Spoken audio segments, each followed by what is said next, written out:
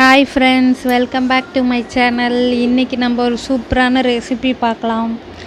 Mushroom gravy with கோதுமை பரோட்டா பார்க்கலாமா? கடாய் வச்சுக்கோங்க, எண்ணெய் ஊற்றிக்கோங்க. எண்ணெய் தேவையான அளவு ஊற்றிக்கோங்க. சிலர் கம்மியாக யூஸ் பண்ணுவீங்க, ஸோ அதனால் சொல்கிறேன். இப்போது பட்டை, கிராம்பு, ஏலக்காய், பிரிஞ்சி இலை, கொஞ்சோண்டு சோம்பு நான் போட்டிருக்கேன். எனக்கு சோம்போட ஃப்ளேவர் அந்த அளவு பிடிக்காது. நீங்கள் நிறையா சேர்த்திங்கன்னா நல்லாயிருக்கும் ஓரளவுக்கு. ஸோ போட்டுக்கோங்க. இப்போ நான் ஹாஃப் ஆனியன் மட்டும் கட் பண்ணி வச்சுருக்கேன். பெரிய வெங்காயத்தில் பாதி அரைக்க எடுத்துட்டேன்.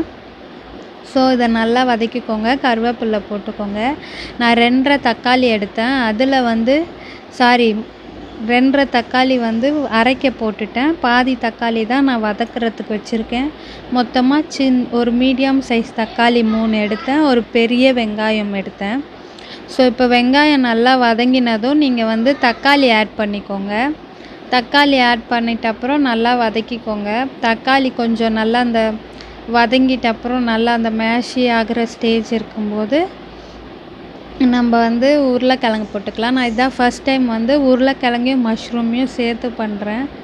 கிரேவி ரொம்பவே நல்லா டேஸ்ட்டாக இருந்தது. நீங்களும் இந்த மாதிரி ட்ரை பண்ணி பாருங்கள். சப்பாத்திக்கு, பூரிக்கு, அப்புறம் நீங்கள் தோசைக்கு கூட வச்சு சாப்பிட்லாம். நல்லாயிருக்கும். ரைஸ்க்கு கூட நல்லா இருந்தது. நான் ரைஸ்க்கு வச்சு தான் சாப்பிட்டேன் ஃபஸ்ட்டு. ஸோ உருளைக்கிழங்க போட்டு நல்லா இப்போ வதக்கிக்கோங்க. ஒரு 2 பெரட்டிட்ட அப்புறம் நம்ம கட் பண்ணி வச்சுருக்க காளான் அது மேலே இருக்கிற ஒரு ஸ்கின்னு மாதிரி இருக்கும். அதெல்லாம் எடுத்துட்டு நல்லா 3 to 4 டைம் வாஷ் பண்ணிவிட்டு கட் பண்ணி வச்சுக்கோங்க. அப்போ தான் அந்த மண் அந்த இதெல்லாம் போகும். ஸோ இப்போ நல்லா கட் பண்ணி வச்ச காளானையும் போட்டு நல்லா மிக்ஸ் பண்ணிக்கோங்க. அதுக்கப்புறம் நம்ம அரைக்கிற பேஸ்ட்டுக்கு வெங்காயம், அப்புறம் இஞ்சி, பூண்டு, பச்சை மிளகாய். நான் பெரிய வெங்காயத்தில் பாதி வெங்காயம் எடுத்திருக்கேன். 2 நீட்டு பச்சை மிளகாய் நல்லா நீட்டமாக இருந்தது, அதனால் 2 பச்சை மிளகாய், இஞ்சி, பூண்டு எடுத்துட்டேன். அப்புறம் அந்த 2.5 தக்காளி சொன்னேன் இல்லைங்களா, நான் எடுத்து வச்சுருந்தேன். அதையும் போட்டுட்டு நல்லா அரைச்சி நல்லா ஃபைன் பேஸ்ட்டாக அரைச்சி எடுத்துக்கலாம். இப்போ பாருங்கள், நான் மிக்சியில் போட்டு அரைச்சிட்டேன். இந்த மாதிரி தான் பேஸ்ட் இருக்குது. இப்போ நம்ம அந்த வதங்கிக்கிட்டு இருக்கிற இதோட நம்ம ஆட் பண்ணிக்கலாம் மஷ்ரூமோட. இப்போ இதை போட்டுட்டு நல்லா வதக்குங்க. இந்த பேஸ்ட்டு போட்ட கொஞ்ச நேரத்தில் கொஞ்சம் ஃப்ளேம் அதிகம் வச்சுக்கோங்க. நல்லா இப்போ மிக்ஸ் பண்ணிக்கோங்க. நல்லா மிக்ஸ் பண்ணிகிட்டே இருங்க. இப்போ நம்ம 1 by 1 என்னென்ன இன்க்ரீடியன்ட்ஸ் ஆட் பண்ணலான்றதை பார்க்கலாம். இப்போ நல்லா வதங்கிக்கிட்டே இருக்கா. ஓரளவு வதங்கினப்போ இப்போ சால்ட் ஆட் பண்ணிக்கலாம். சால்ட் போட்டுட்டு ஒரு இன்க்ரீடியன்ட்ஸ் போடும் போதும் மிக்ஸ் பண்ணிக்கிட்டே இருந்தீங்கன்னா ஒன்றும் நல்லா பைண்ட் ஆகும். ஸோ நல்லா மிக்ஸ் பண்ணிக்கோங்க. சால்ட்டு போட்டு நல்லா மிக்ஸ் பண்ணிங்கன்னா வாட்டர் கொஞ்சமாக மட்டும் ஆட் பண்ணிக்கோங்க. ஏன்னா ஆல்ரெடி இந்த மஷ்ரூம்லேயே பாதி தண்ணி வரும். இப்போ கரம் மசாலா நான் 1 ஸ்பூன் எடுத்திருக்கேன். மஞ்சள் தூள் ஒரு 1/2 ஸ்பூன் எடுத்திருக்கேன். போட்டுட்டு மறுபடியும் நல்லா மிக்ஸ் பண்ணிக்கோங்க. அது நல்லா மிக்ஸ் ஆகிட்ட அப்புறம் நம்ம மிளகாத்தூள் ஆட் பண்ணிக்கலாம். நம்ம ஆல்ரெடி பச்சை மிளகாய் அரைக்கிறதுல போட்டிருக்கோம். ஸோ ஜிஞ்சர் கார்லிக்கும் லைட்டாக காரத்தன்மை தரும். இப்போ அதுக்கு ஏற்ற மாதிரி போட்டு மிளகாத்தூள் போட்டுக்கோங்க. மிளகாத்தூள் போட்டதும் நல்லா மிக்ஸ் பண்ணிக்கோங்க. நல்லா மிக்ஸ் பண்ணிவிட்டு எல்லாம் ஒன்றா பைண்ட் ஆகிற அளவு மிக்ஸ் பண்ணிவிட்டு கொஞ்சமாக அந்த அரைச்ச ஜார்லேயே ஒரு 1/4 டம்ளர் தண்ணி ஊற்றி நல்லா மிக்ஸ் பண்ணி அதை கலக்கிட்டு அந்த தண்ணியை இதில் ஊற்றிக்கோங்க. அதுவே போதுமான அளவு.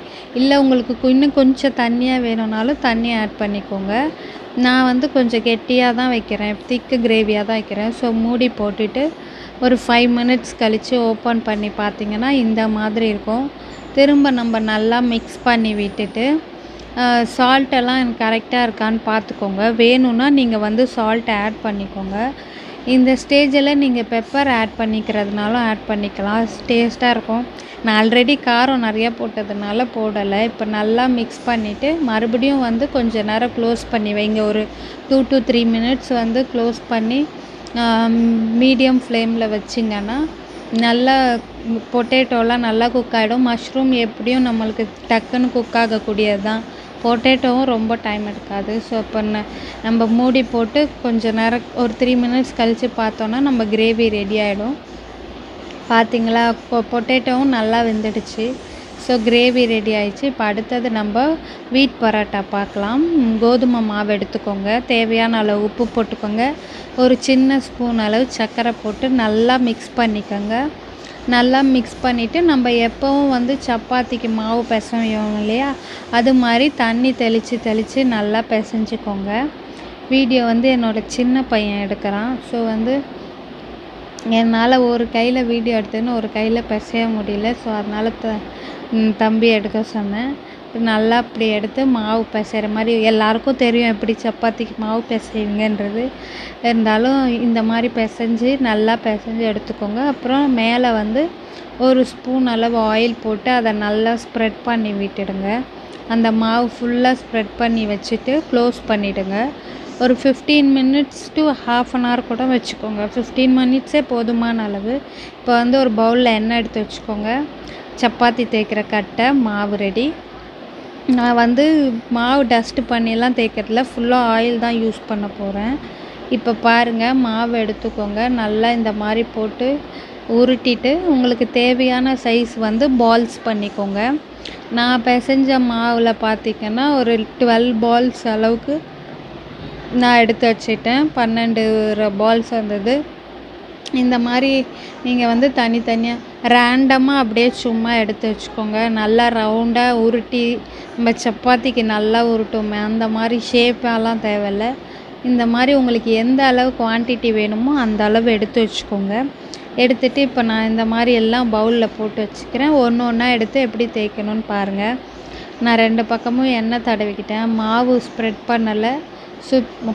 மாவு வந்து நம்ம மாவு சப்பாத்தி மாவை பிசைகிறதுக்கு மட்டும்தான் யூஸ் பண்ணது. அதுக்கப்புறம் தேய்க்க எதுக்குமே நான் மாவு யூஸ் பண்ணல. ஸோ இந்த மாதிரி பரோட்டா மாதிரி உருட்டி வச்சுக்கோங்க. நான் திரும்ப ஸ்லோவாக காட்டுறேன் பாருங்கள். நல்லா இந்த மாதிரி சப்பாத்தி தேய்க்கிற மாதிரி தேய்ச்சிக்கோங்க. ஷேப்பாக தேய்க்கணுன்ற அவசியம் கிடையாது. சும்மா ரேண்டமாக அப்படியே தேய்ச்சிக்கோங்க. நல்லா தேய்ச்சிட்டு அப்புறம் அது மேலே வந்து ஒரு ஸ்பூன் எண்ணெய் ஊற்றிக்கோங்க.